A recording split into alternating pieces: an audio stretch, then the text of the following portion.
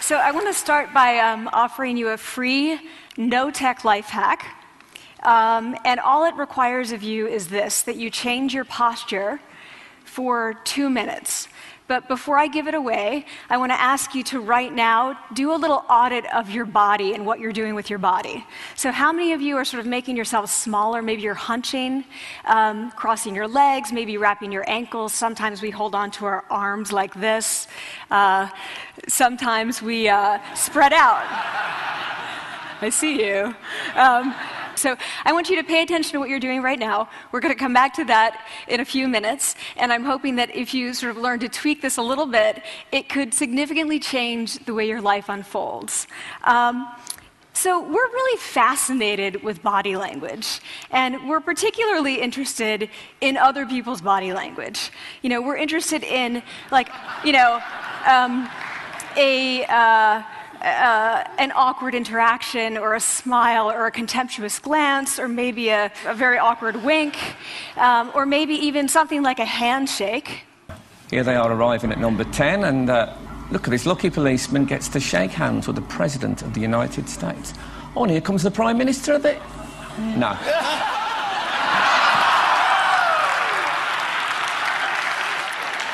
So a handshake, or the lack of a handshake, can have us talking for weeks and weeks and weeks, even the BBC and the New York Times.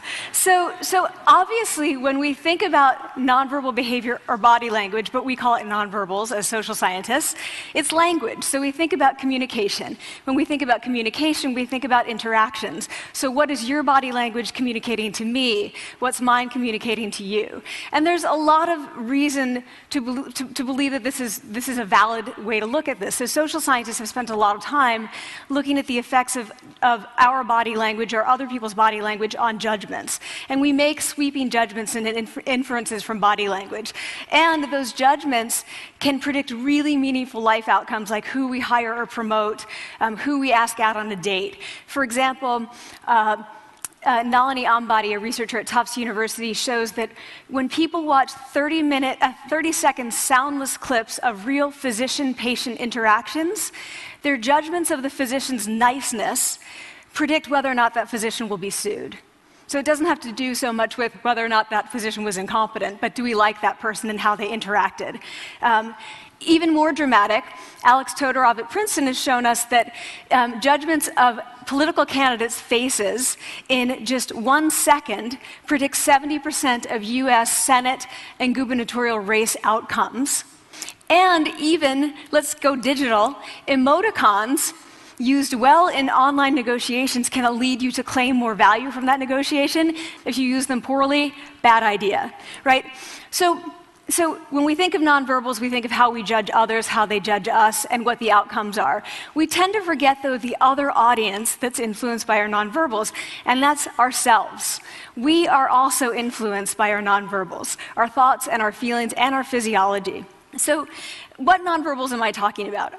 I'm a social psychologist, I study prejudice, and I teach at a competitive business school. So it was inevitable that I would become interested in power dynamics. I became especially interested in nonverbal expressions of power and dominance. And what are nonverbal expressions of power and dominance? Well, this is what they are. So in the animal kingdom, they are about expanding. So you make yourself big, you stretch out, you take up space, you're basically opening up. It's about opening up. And this is true across the animal kingdom. It's not just limited to primates, and humans do the same thing. So they do this both when they have power sort of chronically, and also when they're feeling powerful in the moment. And this one is especially interesting because it really shows us how universal and old these expressions of power are. This expression, which is known as pride, Jessica Tracy has studied, she shows that people who are born with sight and people who are congenitally blind do this when they win at a physical competition. So when they cross the finish line and they've won, it doesn't matter if they've never seen anyone do it, they do this. So the arms up in the V, the chin is slightly lifted. What do we do when we feel powerless? We do exactly the opposite. We close up, we wrap ourselves up, we make ourselves small. We don't want to bump into the person next to us. So again, both animals and humans do the same thing. And this is what happens when you put together high and low power. So what we tend to do when it comes to power is that we complement the other's nonverbals. So if someone's being really powerful with us, we tend to make ourselves smaller. We don't mirror them, we do the opposite of them. So I'm watching this behavior in the classroom, and what do I notice? I notice that MBA students really exhibit the full range of power nonverbals. So you have people who are like caricatures of alphas, like really coming into the room. They get right into the middle of the room before class even starts, like they really want to occupy space. When they sit down, they're sort of spread out. They raise their hands like this. You have other people who are virtually collapsing when they come in. As soon as they come in, you see it. You see it on their faces and their bodies, and they sit in their chair and they make themselves tiny, and they go like this when they raise their hand. I noticed a couple things about this. One, you're not going to be surprised. It seems to be related to gender. So women are much more likely to do this kind of thing than men. Women feel chronically less powerful than men, so this is not surprising. But the other thing I noticed is that it also seemed to be related to the extent to which the students were participating and how well they were participating. And this is really important in the MBA classroom because participation counts for half the grade. So business schools have been struggling with this gender grade gap. You get these equally qualified women and men coming in, and then you get these differences in grades, and it seems to be partly attributable to participation. So I started to wonder, okay, so you have these people coming in like this, and they're participating. Is it possible that we could get people to fake it, and would it lead them to participate more? So my main collaborator, Dana Carney, who's at Berkeley, and I really wanted to know, can you fake it till you make it? Like, can you do this just for a little while and actually experience a behavioral outcome that makes you seem more powerful? So we know that our nonverbals govern how other people think and feel about us. There's a lot of evidence, but our question really was, do our nonverbals govern how we think and feel about ourselves? There's some evidence that they do. So, for example, when we smile when we feel happy, but also when we're forced to smile by holding a pen in our teeth like this, it makes us feel happy. So it goes both ways. When it comes to power, it also goes both ways. So when you feel powerful, you're more likely to do this, but it's also possible that when you pretend to be powerful, you are more likely to actually feel powerful. So the second question really was, so we know that our minds change our bodies, but is it also true that our bodies change our minds? And when I say minds, in the case of the powerful, what am I talking about? So I'm talking about thoughts and feelings and the sort of physiological things that make up our thoughts and feelings. And in my case, that's hormones. I look at hormones. So what do the minds of the powerful versus the powerless look like? So powerful people tend to be, not surprisingly, more assertive and more confident, more optimistic. They actually feel that they're going to win even at games of chance. They also tend to be able to think more abstractly. So there are a lot of differences. They take more risks. There are a lot of differences between powerful and powerless people. Physiologically, there also are differences on two key hormones, testosterone, which is the dominance hormone, and cortisol, which is the stress hormone.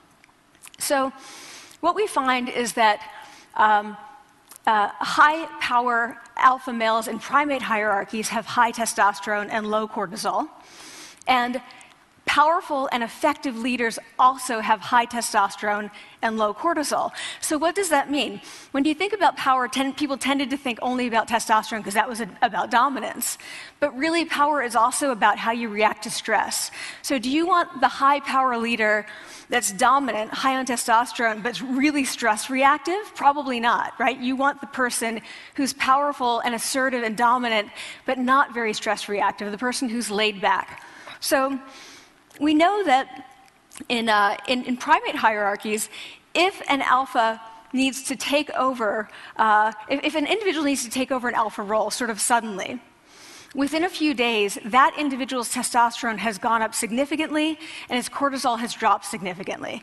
So we have this evidence, both that the body can shape the mind, at least at the facial level, and also that role changes can shape the mind. So what happens, okay, you take a role change, what happens if you do that at a really minimal level, like this tiny manipulation, this tiny intervention? For 2 minutes you say, I want you to stand like this, and it's going to make you feel more powerful. So this is what we did. We decided to bring people into the lab and run a little experiment. And these people adopted for 2 minutes either high power poses or low power poses. And I'm just going to show you 5 of the poses, although they took on only 2. So here's one, a couple more. This one has been dubbed the Wonder Woman by the media. Here are a couple more. So you can be standing or you can be sitting. And here are the low power poses. So you're folding up, you're making yourself small. This one is very low power. When you're touching your neck, you're really kind of protecting yourself. So this is what happens. They come in, they spit into a vial. We, for 2 minutes, say, you need to do this or this. They don't look at pictures of the poses. We don't want to prime them with the concept of power. We want them to be feeling power, right? So 2 minutes they do this. We then ask them, how powerful do you feel on a series of items? And then we give them an opportunity to gamble. And then we take another saliva sample. That's it. That's the whole experiment. So this is what we find. Risk tolerance, which is the gambling. What we find is that when you're in the high power pose condition, 86% of you will gamble. When you're in the low power pose condition, only 60%. And that's a pretty whopping significant difference. Here's what we find on testosterone. From their baseline when they come in, high power people experience about a 20% increase. And low power people experience about a 10% decrease. So again, 2 minutes and you get these changes. Here's what you get on cortisol. High power people experience about a 25% decrease, and the low power people experience about a 15% increase. So 2 minutes lead to these hormonal changes that configure your brain to basically be either assertive, confident, and comfortable, or really stress reactive, and feeling sort of shut down. And we've all had that feeling, right? So it seems that our nonverbals do govern how we think and feel about ourselves. So it's not just others, but it's also ourselves. Also, our bodies change our minds. But the next question, of course, is, can power posing for a few minutes really change your life in meaningful ways? So this is in the lab, it's this little task, it's just a couple of minutes. Where can you actually apply this, which we cared about, of course. And so we think it's really what matters, where you want to use this is evaluative situations, like social threat situations. Where are you being evaluated? Either by your friends, like for teenagers, it's at the lunchroom table. It could be, for some people, it's speaking at a school board meeting. It might be giving a pitch, or giving a talk like this, or doing a job interview. We decided that the one that most people could relate to, because most people had been through, was the job interview. So we published these findings, and the media are all over it, and they say, okay, so this is what you do when you go in for the job interview, right? So we were, of course, horrified and said, oh my God, no, that's not what we meant at all, for numerous reasons. No, don't do that. Again, this is not about you talking to other people, it's you talking to yourself. What do you do before you go into a job interview? You do this. Right? You're sitting down, you're looking at your iPhone or your Android, not trying to leave anyone out. You're looking at your notes, you're hunching up, making yourself small, when really what you should be doing maybe is this, like in the bathroom, right?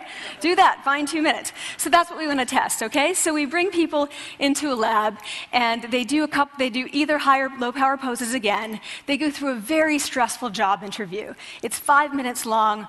They are being recorded, they're being judged also, and the judges are trained to give no nonverbal feedback. So they look like this. Like, imagine this is the person interviewing you. So for 5 minutes, nothing. And this is worse than being heckled. People hate this. It's what Marianne LaFrance calls standing in social quicksand. So this really spikes your cortisol. So this is the job interview we put them through, because we really wanted to see what happened. We then have these coders look at these tapes, 4 of them. They're blind to the hypothesis, they're blind to the conditions. They have no idea who's been posing in what pose. And they end up looking at these sets of tapes and they say, oh, we want to hire these people, all the high power posers. We don't want to hire these people. We also evaluate these people much more positively overall. But what's driving it? It's not about the content of the speech. It's about the presence that they're bringing to the speech. We also, because we rate them on all these variables related to sort of competence, like how well structured is the speech? How good is it? What are their qualifications? No effect on those things. This is what's affected, these kinds of things. People are bringing their true selves, basically. They're bringing themselves. They bring their ideas, but as themselves, with no residue over them. So this is what's driving the effect or mediating the effect. So when I tell people about this, that our bodies change our minds and our minds can change our behavior and our behavior can change our outcomes, they say to me, it feels fake, right? So I said fake it till you make it. It's not me. I don't want to get there and then still feel like a fraud. I don't want to feel like an imposter. I don't want to get there only to feel like I'm not supposed to be here. And that really resonated with me because I want to tell you a little story about being an imposter and feeling like I'm not supposed to be here. When I was 19, I was in a really bad car accident. I was thrown out of a car, rolled several times. I was thrown from the car, and I woke up in a head injury rehab ward. And I had been withdrawn from college, and I learned that my IQ had dropped by 2 standard deviations, which was very traumatic. I knew my IQ because I had identified with being smart, and I had been called gifted as a child. So I'm taken out of college. I keep trying to go back. They say, you're not going to finish college. There are other things for you to do, but that's not going to work out for you. So I really struggled with this, and I have to say, having your identity taken from you, your core identity, and for me it was being smart, having that taken from you, there's nothing that leaves you feeling more powerless than that. So I felt entirely powerless. I worked and worked and worked, and I got lucky and worked and got lucky and worked. Eventually I graduated from college. It took me 4 years longer than my peers, and I convinced someone, my angel advisor, Susan Fisk, to take me on, and so I ended up at Princeton, and I was like, I am not supposed to be here. I am an imposter. And the night before my first year talk, and the first year talk at Princeton is a 20-minute talk to 20 people. That's it. I was so afraid of being found out the next day that I called her and said, I'm quitting. She was like, you are not quitting, because I took a gamble on you and you're staying. You're going to stay, and this is what you're going to do. You're going to fake it. You're going to do every talk that you ever get asked to do. You're just going to do it and do it and do it, even if you're terrified and just paralyzed and having an out-of-body experience until you have this moment where you say, oh my gosh, I'm doing it. I have become this. I am actually doing this. So that's what I did. 5 years in grad school. A few years, I'm at Northwestern. I moved to Harvard. I'm at Harvard. I'm not really thinking about it anymore, but for a long time I had been thinking, not supposed to be here, not supposed to be here. So at the end of my first year at Harvard, a student who had not talked in class the entire semester, who I had said, look, you got to participate or else you're going to fail, came into my office. I really didn't know her at all.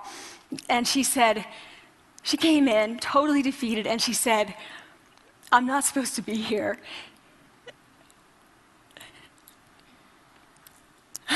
And that was the moment for me, because 2 things happened. One was that I realized, oh my gosh, I don't feel like that anymore. I don't feel that anymore, but she does, and I get that feeling. And the second was, she is supposed to be here. She can fake it, she can become it. So I was like, yes, you are. You are supposed to be here, and tomorrow you're going to fake it, you're going to make yourself powerful, and, you're going to...